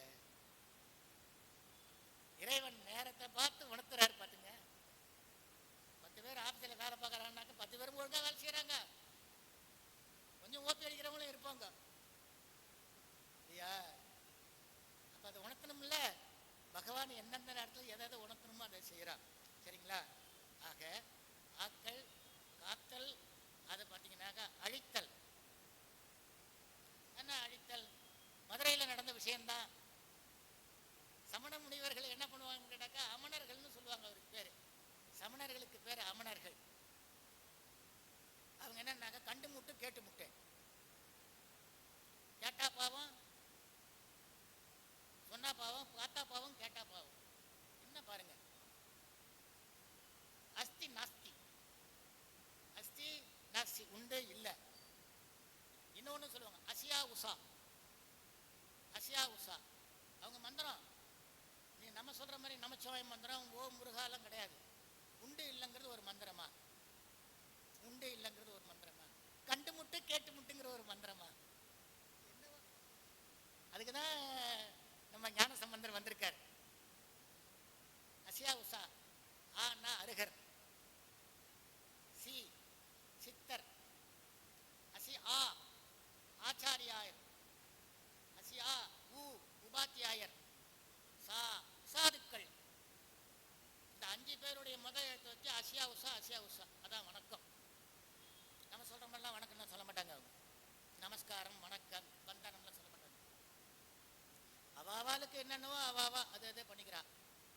ஆனா எல்லாத்துலயுமே ஒரு மெய் இருக்கணுமா இல்லையா?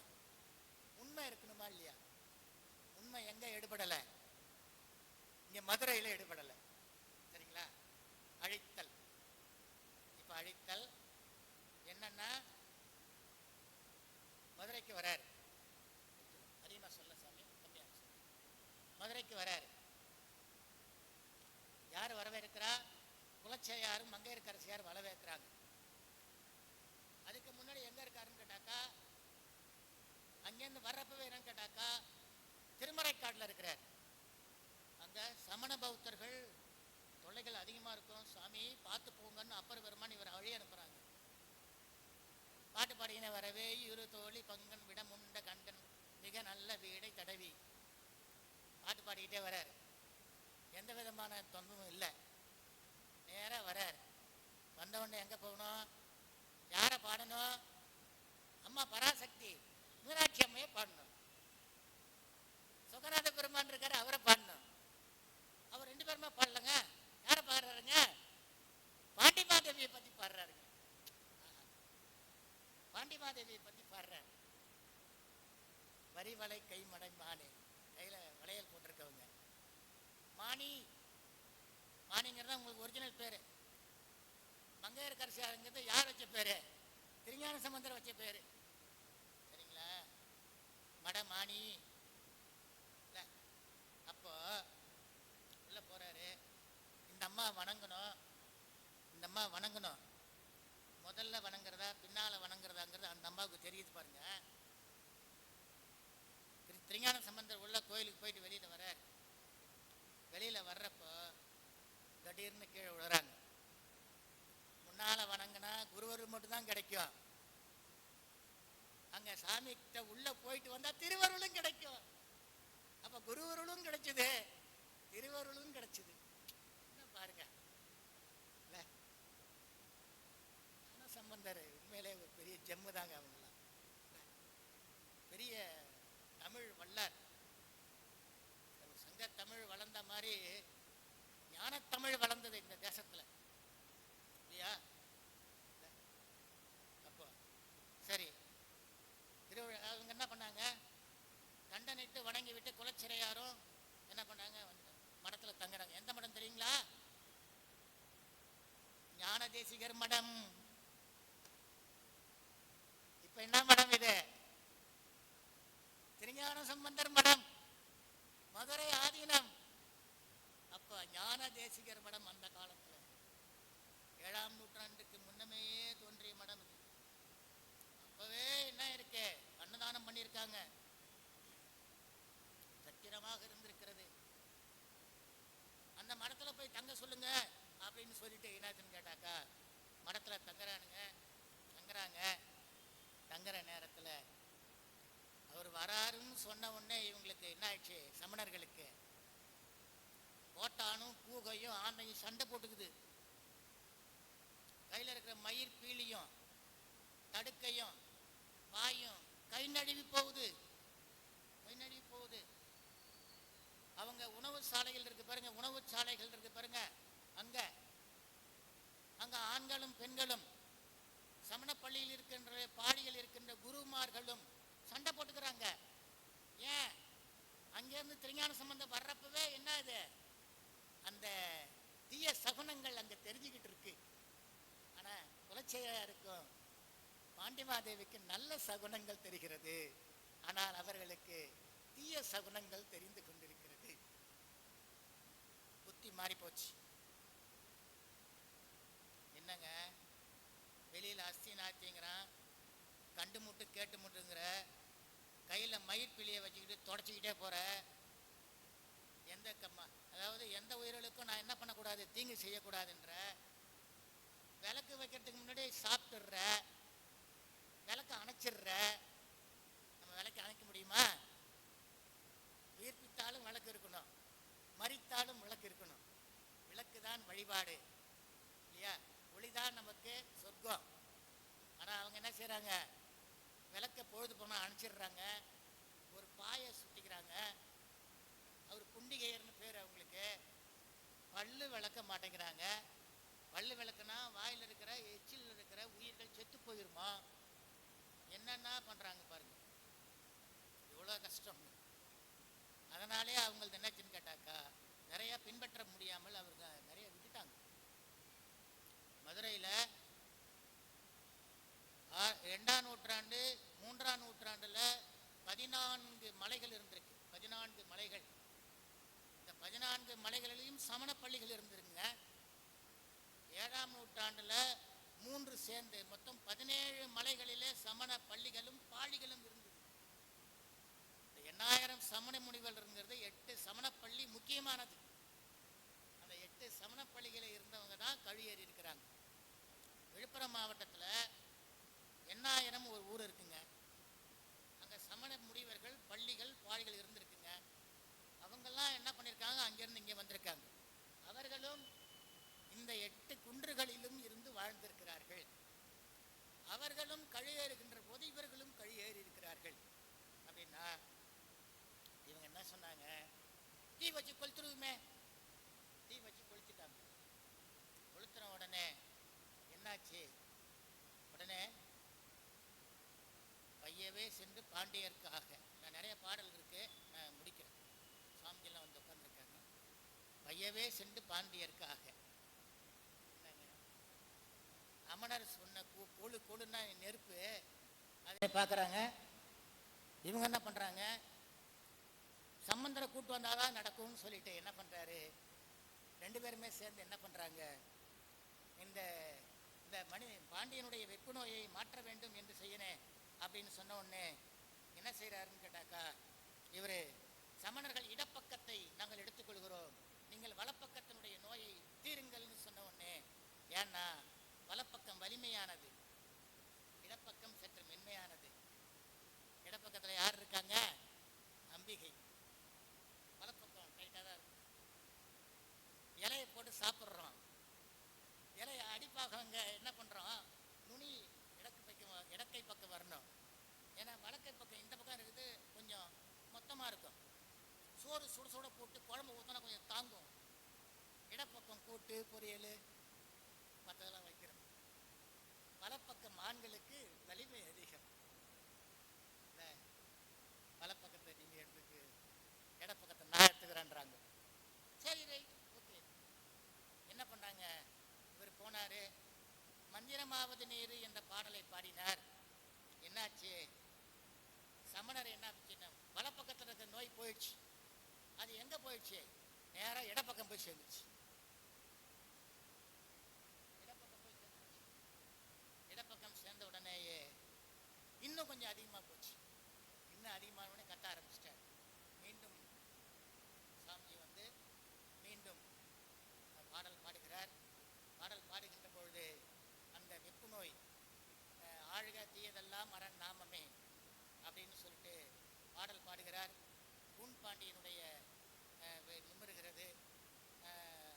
வேந்தனும், அதாவது இங்கே அதாவது அனல்வாதம் நடக்கிறது, புனல்வாதம் நடக்கிறது, சரிங்களா? 3 விதமான வாதங்கள் முடிந்த பிறகு மீண்டும் பாண்டியன் தலை நிமிர்ந்து நடக்கிறார்.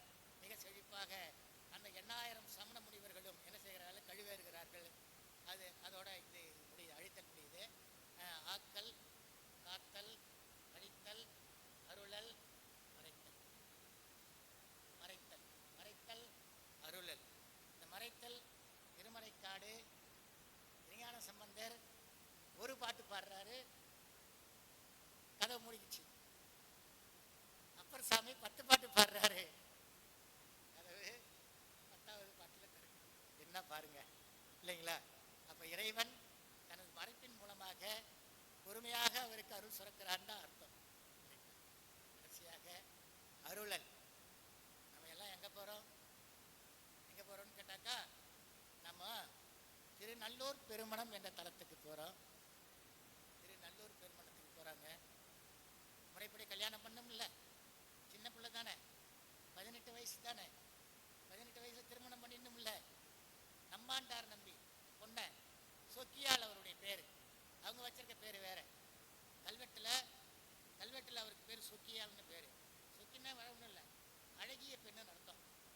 சொக்கியாலை பார்த்து திருமணம் முடிக்கிறாங்க. திருமணம் முடிச்சு அந்த நாள் நம்பாண்டார் நம்பி எல்லாம் இருக்கிறாங்க. அப்போ வந்து காலையில் திருமணம் நடக்கிறது. காலையில் திருமணம் நடந்து முடிகிறது. அந்த நேரம் பார்த்து பாடல் பாடுகிறார். இறைவன் காட்சி கிடைக்கிறது. சம்பந்தா, நீயும் திருமணத்திற்கு வந்த எல்லோரும் உன் மனைவியும் நான் ஜோதி சுரூபமாக வருவேன், என் ஜோதியில் கலந்து கொள்ளுங்கள் என்று சொல்கிறார். அப்படியே ஆகட்டும் சுவாமி என்ற உடனேயே இவர் பாடலை பாடுகிறார். ஜோதி சுரூபமாக இறைவன் எழுந்து காட்சி கொடுக்கிறார். ஒரு வாயில், ஜோதியினுடைய ஒரு வாயில் திறக்கிறது. அந்த ஒரு வாயில் வழியாக எல்லோரும் புகுகிறார்கள். அங்கே இறைவனிடத்திலே ஜோதியிலே எல்லோரும் கலக்கிறார்கள். இறுதியாக திருஞான சம்பந்தர் கலக்கிறார். அந்த நேரம் பார்த்து புலவர் புராணத்துல ஒரு விஷயம், சாமி ஒரு பொண்ணு ஓடியார, சாமி எல்லாரும் போறீங்களே ஜோதியில கலக்குறீங்களே, நான் வரவானாமா? வா சாமி, நான் வீட்டுக்கு விளக்கு, வரலாமா? பெருநெருப்புக்கு ஈரம் பெரிதல்ல, பெருநெருப்பிற்கு ஈரம் பெரிதல்ல, வா. அந்த பொண்ணு என்ன பண்ணிடுறா, போய் சேர்றா. எல்லோரும் ஜோதியிலே கலக்கிறார்கள். நல்லூர் பருவனத்திலே இங்கே அருளல் நிகழ்ச்சி நடக்கிறது. ஒரு முறை வாரியார் சாமிகள் வயலூர்ல பேச்சு முடிச்சுட்டு வராங்க. ஒரே ஒரு பேச்சு முடிச்சுட்டு வராங்க. வந்து ராக்போர்ட் எக்ஸ்பிரஸ் பிடிக்கணும். ராக்போர்ட் எக்ஸ்பிரஸ் போயிடுச்சு. திரும்பவும் வயலூரா அப்படின்ட்டு வயலூருக்கு போய் தங்கிடுறாங்க. மறுபடியும் அமைப்பாளர்கள்லாம், வா சாமி இங்கேயே படுங்க, காலையில் தரிசனம் பண்ணிட்டு போங்க அப்படின்ட்டாங்க. காலையில் எந்திரிக்கிறாரு. நாளை இதில் ராக்போர்ட் எக்ஸ்பிரஸ் அரியலூர் பாலத்தில் ஆக்சிடென்ட், போனவங்க எல்லாம் காலி.